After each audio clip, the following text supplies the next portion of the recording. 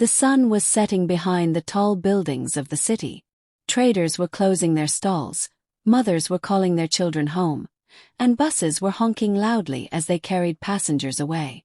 In the middle of all this noise sat a little girl named Joy. She was only 12 years old, but life had already shown her many hard things. Joy had no house to call her own. She had no mother waiting with warm food, and no father to guide her. People in the city only knew her as the street girl. She slept under an old wooden stall in the market. Sometimes the rain soaked her clothes at night, sometimes the cold wind made her shiver until morning. Her clothes were torn and dirty. Her slippers had holes in them, and her small hands were always dusty from picking scraps.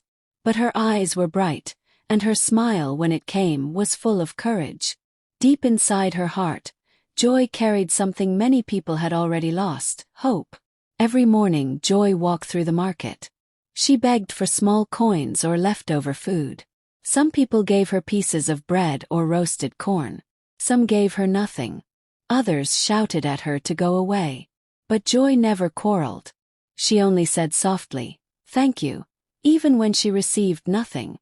The other street children laughed at her. They said, "Why do you thank people who don't care about you? Why do you smile when life is so hard?" But Joy only shook her head. She whispered to herself, "Because I still believe one day my life will change." At night, when the market became quiet, she sat on the corner of the main road. She watched families walking home together. She watched fathers carrying baskets of yam, mothers holding their babies, and children laughing as they ran. Her eyes often filled with tears. She wished she had someone to call her own. She wished she had a bed, a home, and warm food. But the street was a dangerous place. Some nights, gangs of older boys came to steal from little children. They snatched food, money, or even the thin blankets the smaller ones used. Joy had to be smart. She learned to hide her things in holes and cover them with stones. She learned to run fast when trouble came. One evening, when Joy was very hungry, she walked to a group of women selling roasted plantain. She stood quietly, watching them, but said nothing. One of the women looked at her and frowned. "Go away, dirty girl," the woman shouted. "You scare away my customers." Joy bowed her head and turned to leave. Just then, another woman from the next stall called out, "Wait, child. Come here." She gave Joy a small piece of plantain. "Eat this. Don't let hunger kill you." Joy's face brightened. She smiled and said, "Thank you, Ma." Her soft voice touched the woman's heart. That night, Joy ate the roasted plantain slowly, as if it were the most precious food in the world. She prayed silently, "God, please bless that woman. And please one day bless me too." The days turned into weeks, and the weeks into months. Life did not get easier, but Joy did not lose her spirit. She began to sing sometimes at the roadside. Her voice was soft but sweet. People passing by would stop for a moment to listen. Some gave her coins, and some only nodded their heads. But Joy noticed something. When she sang, people looked at her differently. Not as a street girl, but as a child with talent. One rainy evening, as she sat shivering under her stall, a thought came to her heart. Maybe my voice is the gift that will change my life. She held on to that thought tightly. But the streets were not done testing her. One night, as she returned from begging, she found a group of older street boys waiting near her sleeping place. They laughed and said, "Joy, you have been getting money from singing. Share it with us." "I don't have money," Joy said softly. She clutched the little coin in her pocket. It was the only money she had saved in weeks. The boys pushed her. One of them tried to grab her pocket. Joy ran as fast as her legs could carry her. She ran through the narrow alleys, her slippers breaking apart, her heart beating like a drum. She did not stop until she reached the edge of the busy road. Cars rushed past her, their lights bright in the night. She fell to the ground, panting. Tears rolled down her face. "Why is life so hard for me?" she cried. "What did I do wrong to live like this?" But even as she cried, she heard a small voice inside her heart. "Don't give up, Joy. One day, you will find a better life. Joy wiped her tears and stood up. She looked at the sky. The stars were shining, as if they were smiling down at her. For the first time in a long while, she smiled back. That night she whispered, "I will not give up. I will keep singing. One day, something good will come." And with that promise, Joy lay down under her wooden stall, not knowing that her story was only beginning, that the lonely street girl was about to walk into a future far brighter than she ever imagined. Morning came slowly in the market. The traders shouted as they opened their shops, and the smell of fried akara and hot pap filled the air. Joy woke up from under her wooden stall. Her body ached from the hard ground, but she stretched and forced a smile. She washed her face at the public tap, then walked to the road. Today she decided to sing again. Singing gave her strength. Singing made her forget hunger, even if only for a little while. She stood at the corner of the road, where buses stopped to pick passengers. First, people ignored her. But when she began to sing, her sweet voice rose above the noise of the traffic. Her song was simple. It spoke of hope, of faith, and of a better tomorrow. She sang about a child who had nothing but still believed in God. The melody touched people. Some slowed down to listen. Some gave her coins. By afternoon, Joy had collected a few small notes and coins. She held them tightly, knowing they would buy food for the next 2 days. She was about to stop when she noticed a man standing nearby. The man was tall, well-dressed, and looked important. He had been watching her for a long time. When Joy finished her song, the man walked up to her. "What is your name, little girl?" he asked gently. "My name is Joy, sir," she replied shyly. "Joy," the man repeated, nodding. "That is a beautiful name. And you have a beautiful voice. Who taught you to sing like that?" "No one, sir," Joy said. "I just sing from my heart." The man smiled. He reached into his pocket and gave her a note. It was far more money than she had ever received at once. Joy's eyes widened. She bowed quickly and said, "Thank you, sir. God bless you." The man looked at her for a moment longer, then said, "Keep singing, Joy. Don't stop. One day, your voice will open doors for you." Then he walked away, leaving Joy staring after him. Her heart beat fast. For the first time she felt truly seen. Someone important had spoken to her, not as a street girl, but as a child with a gift. That evening, Joy used part of the money to buy rice and beans. She ate until her stomach was full. For once, she did not go to bed hungry. As she lay under her stall, she whispered, "Maybe this is the beginning of my new life." But life on the street was never that simple. The next morning, when Joy returned to her corner to sing, the same group of older street boys appeared. They had seen the man give her money the day before. "Joy," one of them sneered, "you think you are special because of your voice? Give us the money, or we will make sure you never sing again." Joy's hand shook. She had only a few coins left, but she gave them all. "Please leave me alone," she begged. The boys laughed and pushed her. "You are nothing but a beggar," they said before running off. Joy sat on the ground and cried.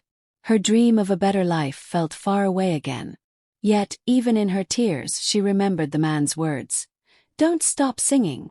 So she wiped her face, stood up, and began to sing again. That afternoon, as she sang, the man returned. He had been searching for her. "Joy," he said, "I want you to come with me. My name is Mr. Daniels. I run a small music center in the city. Children go there to learn how to sing and play instruments. Would you like to come?" Joy's mouth fell open. She had never heard of such a place. "But I am just a street girl," she whispered. Mr. Daniels shook his head. "No, Joy. You are not just a street girl. You are a child with talent, and talent must not die on the street." Tears filled Joy's eyes. She wanted to say yes, but fear held her back. What if it was a trick?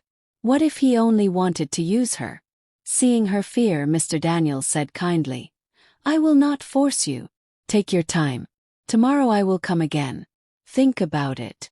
That night Joy could not sleep. She lay awake, listening to the noise of the market. Her heart was torn between hope and fear. Should I trust him? She asked herself. Or will he hurt me like the world has always done? But another voice whispered in her heart, this may be the chance you have been waiting for.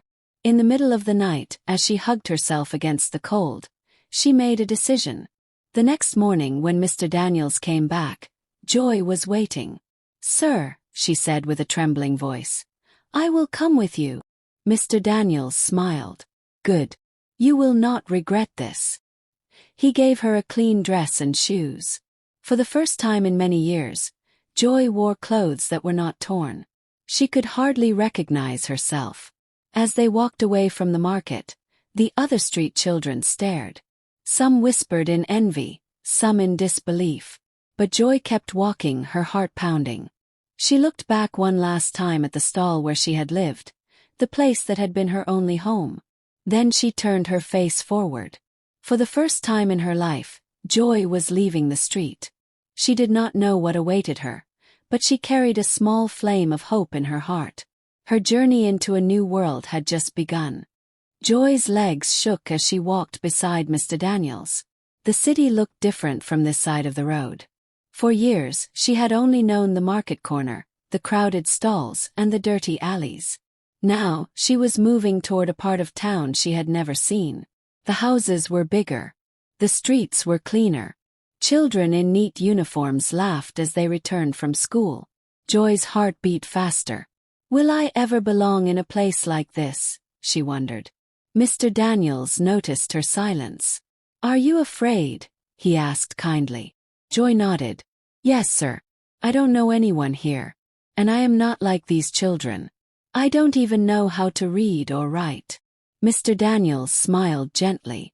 Joy, you don't need to fear. Everyone starts from somewhere. What matters is your heart, and you have a good heart. Those words comforted her, but only a little. She still felt out of place. Soon they arrived at a building with bright walls. On top, a sign read, Hope Music Center. Joy's eyes widened. She could hear voices singing inside. Sweet, strong voices that blended together like honey. Mr. Daniels opened the gate and led her in. Children of different ages sat in a hall, holding books and instruments. Some were singing, others were clapping to the rhythm. When the children saw Joy, they grew quiet. Their eyes traveled from her hair to her old face, even though she wore the new dress Mr. Daniels had given her. Joy felt her cheeks burn with shame. She lowered her head. Children, Mr. Daniels said firmly. This is Joy. She's joining us. She has a special voice, and I want you all to welcome her. The children murmured greetings, but Joy could feel their stares. Some smiled, others whispered behind their hands. She wanted to run away. But she remembered the street and how much pain it had given her. I must try, she told herself. Mr. Daniels introduced her to Miss Grace, the teacher in charge of the younger children. Miss Grace had kind eyes and a soft voice. Welcome, Joy, she said warmly. You will sit with us and learn. Joy nodded shyly. She was given a seat at the back of the hall. As the lessons began, she felt lost. The teacher asked the children to read from their books, and they took turns. Joy could not read a single word. She stared at the letters, but they looked like strange marks to her. One of the girls sitting nearby whispered loudly, She doesn't even know her ABCs. The others giggled. Joy's heart sank. She wanted to cry, but she bit her lip and kept quiet. Later, when it was time for singing, Miss Grace asked each child to sing a short piece. When it was Joy's turn, she hesitated. Everyone's eyes were on her. Fear gripped her chest. Go on, Joy, Miss Grace encouraged. Joy closed her eyes and began to sing the same song she always sang on the street. Her voice rose, soft but clear, filled with emotion. She sang of hope, of hunger, of dreams that never die. The hall grew silent. Even the children who had laughed at her before stopped and listened. By the time she finished, some of them were clapping. Miss Grace's eyes shone with pride. You see, she said to the class, Joy has a gift. That is why she is here. And she will grow just like each of you. For the first time, Joy felt a small sense of belonging. After the lesson, Miss Grace called her aside. "Joy," she said, "I know you cannot read yet, but don't be ashamed. You are smart and you will learn. I will help you step by step." Tears filled Joy's eyes. She whispered, "Thank you, Ma." That evening, Mr. Daniels arranged for Joy to stay in the small hostel behind the music center. It was not a big room, but it had a bed, a table, and a chair. For Joy, it felt like a palace. She lay on the bed and stretched out her arms. "This is mine," she whispered in wonder. For the first time in years, she did not sleep on the ground. She closed her eyes, feeling a warmth she had never known. The days passed. Life at the center was not always easy. Some of the children still mocked her, especially when she struggled with reading. But Joy kept trying. She woke up early, practiced her letters, and asked Miss Grace for extra help. Every time she felt like giving up, she remembered the cold nights on the street and the voice in her heart that always whispered, "Don't give up." Her singing grew stronger. Her confidence grew too. She sang at small events organized by the music center, and each time people clapped loudly for her. Slowly, even the children who had mocked her began to respect her. One evening, as she sat in her room writing her letters, she whispered, "Maybe I can really build a new life here. Maybe I am not just a street girl anymore." But deep inside, Joy knew her journey was not over. She still had many battles to fight: hunger in the past, doubt in the present, and challenges that the future would bring. Yet one thing was certain: she had taken her first step into a new world, and she was never going back to the street again. Weeks turned into months at Hope Music Center. Joy was no longer the shy girl hiding at the back of the hall. She had grown more confident. She could now read small words and write her name neatly. Her singing voice had also become stronger, more polished. Mr. Daniels often told her, "Joy, your voice is a gift that can touch hearts. But you must learn discipline. Talent without discipline will not last." Joy nodded every time, keeping those words in her heart. One afternoon, Miss Grace gathered the children. "Children," she announced, "in 2 weeks, the city is holding a music competition. Choirs and solo singers from different schools will perform. Hope Music Center has been invited to take part." The children cheered excitedly. But Miss Grace raised her hand. "This will not be easy. The judges are strict. Only the best will win. But this is also a chance for us to show the world what our children can do." She looked around the hall. Her eyes rested on Joy. "I want Joy to sing a solo." The room went silent. Then whispers began. Some children smiled, but others frowned. A boy named Kelvin, who always believed he was the best singer, stood up. "Ma," Kelvin said boldly, "how can Joy sing a solo? She's new here. She cannot even read music notes properly. I've been here for 3 years. Why should she get the chance?" Several children nodded in agreement. Joy's cheeks grew hot. She lowered her head, wishing she could disappear. But Miss Grace spoke firmly. "Kelvin, you are a good singer, but this decision is mine. Joy has something special in her voice. This solo is for her. The rest of you will sing the choir parts." Kelvin's eyes narrowed. From that day, he began to treat Joy coldly. He whispered to others, "She thinks she is better than us because she came from the street." Some children joined him in mocking her again. Joy felt the weight of their jealousy. She began to doubt herself. At night, lying in her bed, she asked, "Why did Miss Grace choose me? What if I fail? What if I embarrass myself and everyone laughs?" One evening, she went to see Miss Grace. "Ma, please," Joy said with tears in her eyes. "Choose someone else.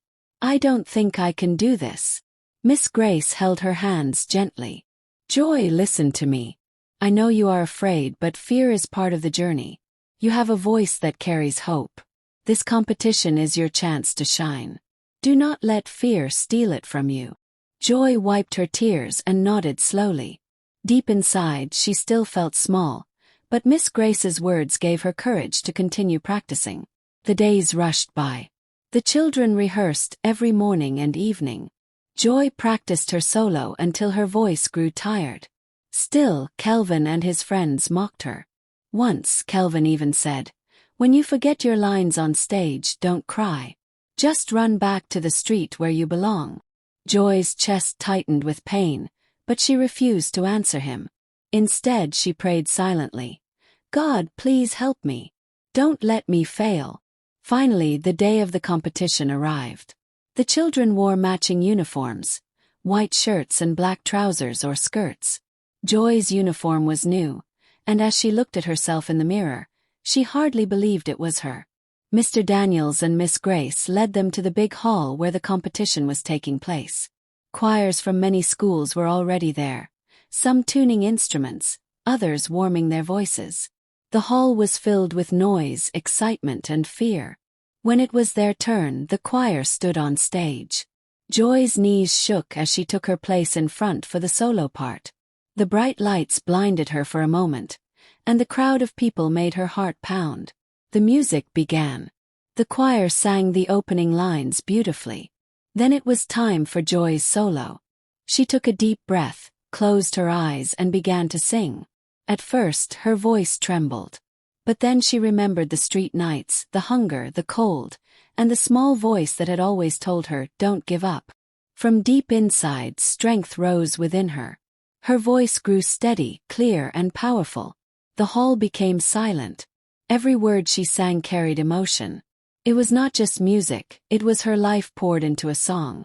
By the time she finished, there were tears in some eyes.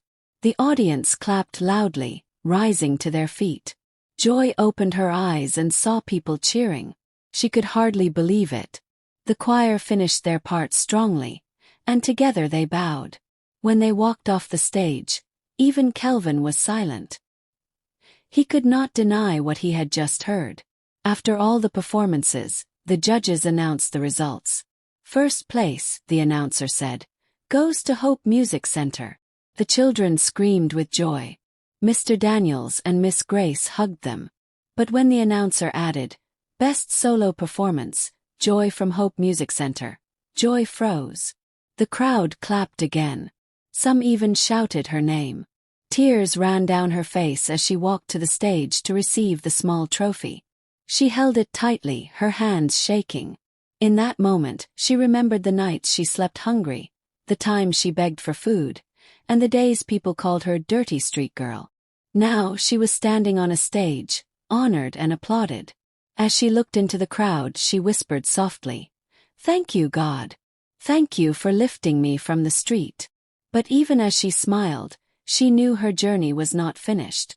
This victory was only the beginning of something greater, something that would test her even more than the streets ever did. The trophy from the competition sat on a shelf in Mr. Daniels' office. Every time Joy walked past it, her heart swelled with pride. She touched it gently, not because it was made of gold or silver. It wasn't, but because it reminded her of how far she had come. The street girl who once begged for food was now celebrated for her voice. Yet, even with the joy of victory, new challenges arose.